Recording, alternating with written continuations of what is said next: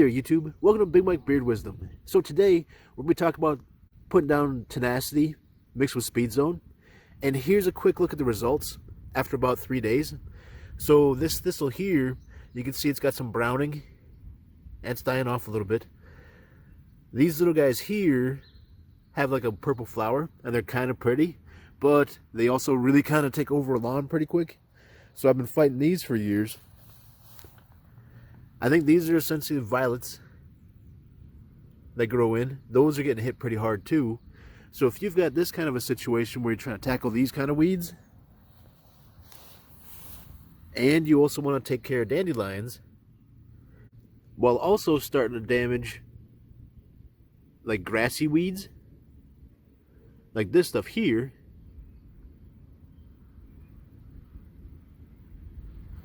then I would definitely recommend Tenacity mixed with SpeedZone. Before you apply it, there's a little bit of planning you kind of got to do.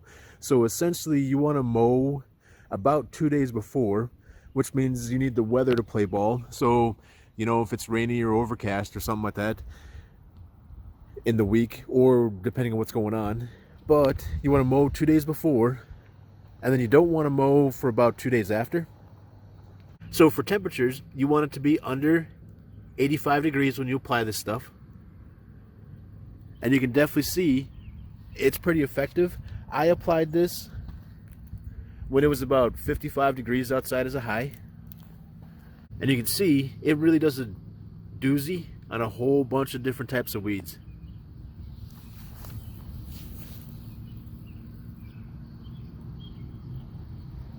And as you can see, some spots it really did pretty good. So it's one of those things where I wish I would have thought through how well this might work and picked up more grass seed or patch mix and stuff like that, because there might be some spots I have that are going to open up pretty good. And what I'm looking at doing is applying Tenacity and SpeedZone in one 4-gallon backpack sprayer in order to do different sections of the lawn. So I definitely recommend you get a box or something to kind of protect your floor and keep, you know, the chemicals off of it when you're mixing it that way, just in case you spill a little bit. So here's the SpeedZone. It's Gordon's SpeedZone Lawn Weed Killer. And then here's the Tenacity.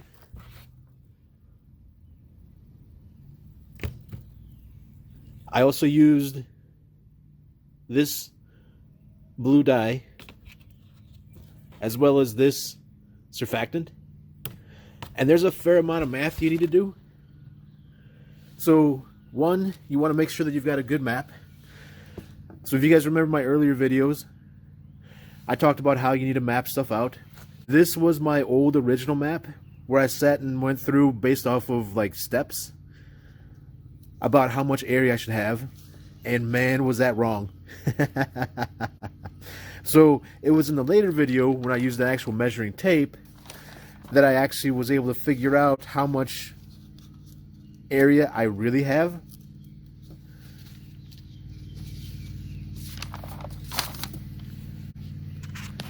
So this is the area that I really have that I checked out with a measuring wheel, and this drastically changed how big I thought everything was. So I definitely recommend that you know the exact size of the area. That way, application-wise, you don't overdo it and maybe hurt the lawn, or you don't underdo it and seem like, well, why did I go and do that? Nothing really happened. For SpeedZone, at 1 gallon of water, you need 1 fluid ounce of product, which comes out to 2 tablespoons, which is 6 teaspoons, and that'll cover 1,000 square feet. I'm using my 4-gallon backpack sprayer, so I'll need 4 fluid ounces, or 8 tablespoons, which comes out to 24 teaspoons to cover 4,000 square feet. You can see a little math error earlier. And this is all in the instructions here for the spot treatment of the cool season turf grasses. So 1 gallon, 1 fluid ounce, 2 tablespoons, 1,000 square feet. So pretty simple as far as that goes. So Tenacity, set as a post-emergent, is a little bit different because it doesn't give you that clean of a breakdown. And with Tenacity, it more or less breaks it down by how many gallons per acre you put down. So Tenacity's breakdown is essentially 4 to 8 fluid ounces per acre in at least 30 gallons of water per acre. And when I calculated this as a pre-emergent, I figured 5 ounces to 30 gallons to the acre. Broke it down farther, 1 ounce to 6 gallons to 8.7 thousand square feet. And I more or less figured out that for what I was doing, how I had to spray it out. So for this, we know that 1 ounce is 6 teaspoons or 2 tablespoons. So for this mix rate, I'm going to go for 1 gallon, 0.5 teaspoons. And that rate pretty much matches the Tenacity syringe rate. So many teaspoons of Tenacity to so many gallons of water. It'll be a little bit light for 1,000 square feet. So really, it could be a little bit heavier in the Tenacity, but this is what I want to run, so I don't want to overshock it and put too much down and risk ruining the grass. 1 gallon, I'd be getting the 0.5 teaspoons, so the 4-gallon backpack sprayer is going to get 2 teaspoons. Then for the surfactant, the mix on the surfactant for herbicides such as 2,4-D, which is what SpeedZone has inside of it, they recommend 1 to 2 teaspoons per gallon. So for 1 gallon, 1 to 2 teaspoons. 4 gallons, be 4 to 8 teaspoons. And then dye, well, the dye is kind of a funny logic and whatever you can kind of see better. So 1 gallon, count until it's blue. 4 gallons, you want to make sure you got plenty of blue. And it's up to you. This dye works out pretty good. I like having it a little bit more bluer. That way I can definitely see where I sprayed.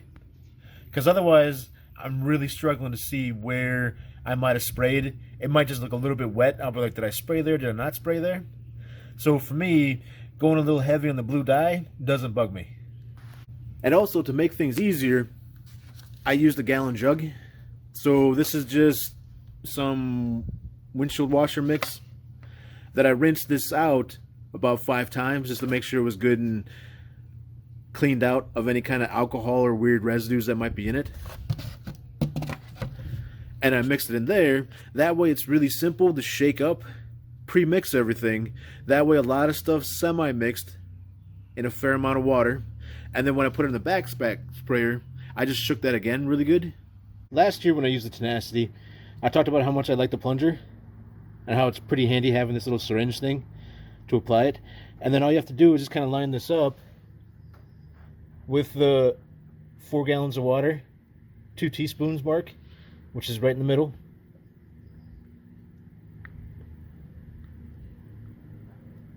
It's probably about there.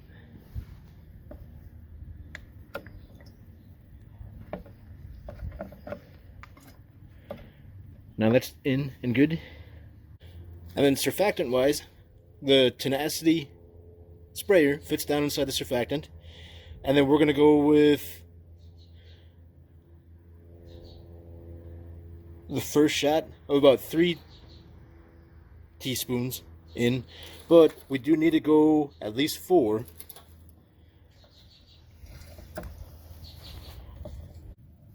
And then for the SpeedZone, I'm just going to put the SpeedZone in that 1/2 cup. And the reason why I'm putting in the 1/2 cup is because I don't want to spill it. That way there's plenty of room in the 1/2 cup to put it in there. And then I'll just use the syringe to run in the right amount. We have the 24 teaspoons of SpeedZone the 2 teaspoons Tenacity, a bunch of blue, and 6 teaspoons. Now in the Gallon Jug,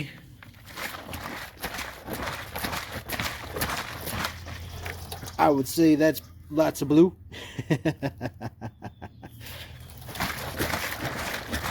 I'm all done spraying, and the one thing that I'll say is that essentially the Tenacity really doesn't have that much of a smell, but SpeedZone, that's got a bit of a chemical smell to it.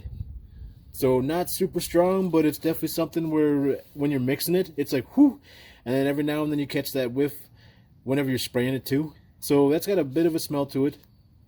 And just like a lot of poisons, this should be safe once everything dries out for like pets and children and stuff to play on.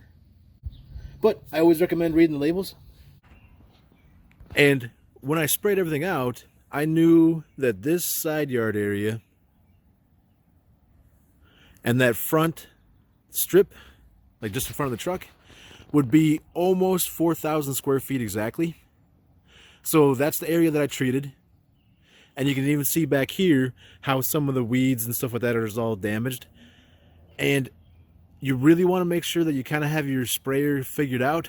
I thought I remembered how fast I need to walk, and I was wrong. So essentially, I sprayed that entire 4,000 square feet and realized that I had only sprayed a gallon of product down. So I had 3 gallons left in the backpack sprayer. So I had to go back and really cut my speed way down and go again. So you can see that even though this wasn't all in just one simple shot, if you've got to do it twice, it still works out pretty good. And once I was all done on my second pass, I was able to move over to here and do a little test area over here too. So I wound up having just a little teeny tiny bit left.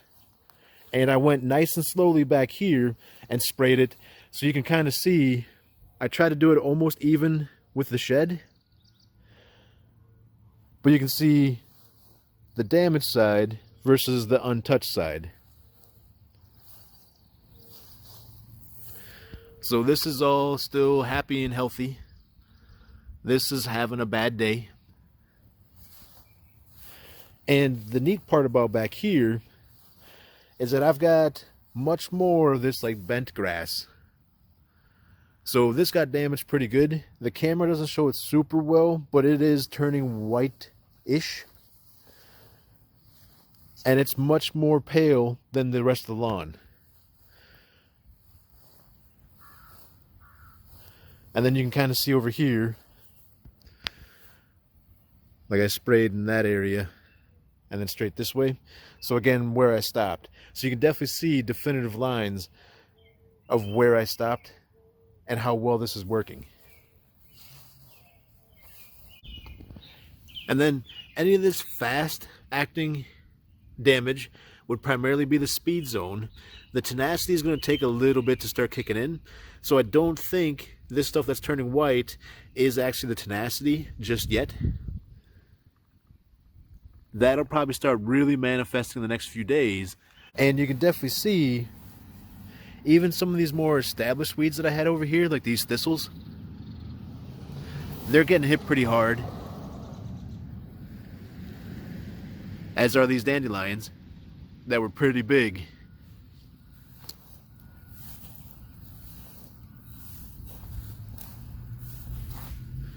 There's another thistle. So, if you guys have a bunch of weeds, I'd recommend looking into maybe doing this mix of SpeedZone and Tenacity. I know a lot of people do other mixes, and it's one of those things where it may work out really well for you, but you definitely kind of have to time it. Got to make sure, you know, the lawn's mowed and timed right. That way you don't accidentally like mow the lawn, which leaves the grass blades open, and then spray the poison down and risk wiping the lawn out. You want to make sure temperatures are good and that it's not going to rain or anything like that shortly after you apply it, and then wash it all away. And the areas that I'm thinking about treating are essentially this stuff over here this front area and that front strip. Alright, so it's been a week since we did the Tenacity and the SpeedZone. And you can see fair amount of damage to stuff. Dandelions are dying out. Other stuff's dying off. I've got some of these, and I do kind of think the purple is pretty, but I also don't want it kind of going crazy. It's been a battle over the years to try and get this kind of knocked down to just this, but there's also thistles that have been popping up. So I'm hoping the poison that I'm going to apply is going to take care of all of it. These little purple flowers have all pretty much turned brown and are dying off.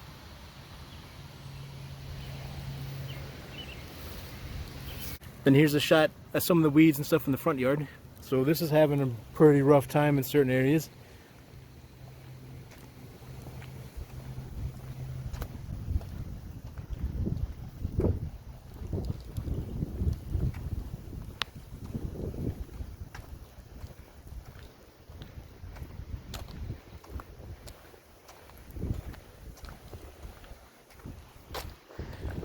So that's doing pretty good. And if you're like, well, wait a minute, wouldn't some of that stuff just die off when it got hot anyway? Here's the untreated area. You can see this stuff's doing fine. Dandelions are flourishing, helping me to aerate, bring up more nutrients. These guys here aren't browning out like those guys there. And the violets are creeping around, continuing to grow. So, hope you guys enjoyed the video. Feel free to like and subscribe. I'll check you next time.